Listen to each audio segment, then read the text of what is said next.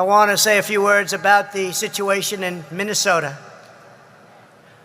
The death of George Floyd on the streets of Minneapolis was a grave tragedy. It should never have happened.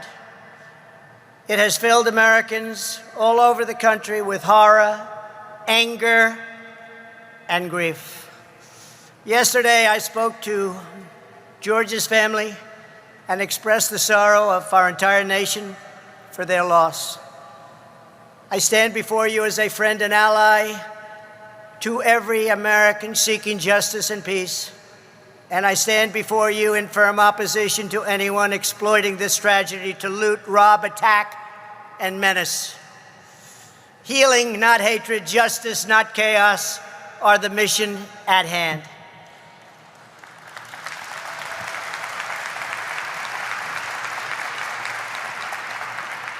The police officers involved in this incident have been fired from their jobs. One officer has already been arrested and charged with murder. State and federal authorities are carrying out an investigation to see what further charges may be warranted, including against, sadly, the other three.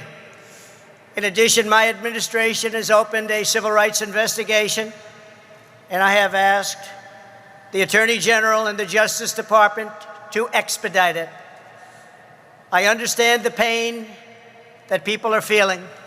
We support the right of peaceful protesters, and we hear their pleas. But what we are now seeing on the streets of our cities has nothing to do with justice or with peace. The memory of George Floyd is being dishonored by rioters, looters, and anarchists. The violence and vandalism is being led by Antifa and other radical left-wing groups who are terrorizing the innocent, destroying jobs, hurting businesses, and burning down buildings. The main victims of this horrible, horrible situations are the citizens who live in these once lovely communities. The mobs are devastating the life's work of good people and destroying their dreams. Right now, America needs creation, not destruction. Cooperation, not contempt. Security, not anarchy, and there will be no anarchy. Civilization must be cherished, defended, and protected. The voices of law-abiding citizens must be heard, and heard very loudly. We cannot and must not allow a small group of criminals and vandals to wreck our cities and lay waste to our communities. We must defend the rights of every citizen to live without violence, prejudice, or fear.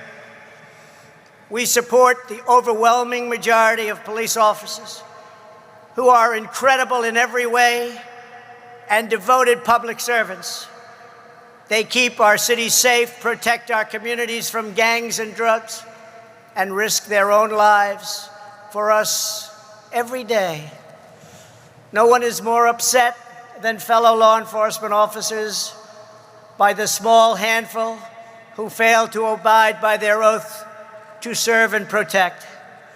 My administration will stop mob violence, and will stop it cold. It does not serve the interest of justice or any citizen of any race, color, or creed for the government to give into anarchy, abandon police precincts, or allow communities to be burned to the ground. Won't happen. Those making excuses or justifications for violence are not helping the downtrodden, but delivering new anguish and new pain. From day one of my administration, we have made it a top priority to build up distressed communities and revitalize our crumbling inner cities. We fought hard with Senator Tim Scott and many others to create opportunity zones, helping to draw a surge of new investment to the places in our country that need it most. We must all work together as a society to expand opportunity and to create a future of greater dignity and promise for all of our people. We must forge a partnership with community leaders, local law enforcement, and the faith community to restore hope. Radical left criminals, thugs, and others, all throughout our country and throughout the world, will not be allowed to set communities ablaze.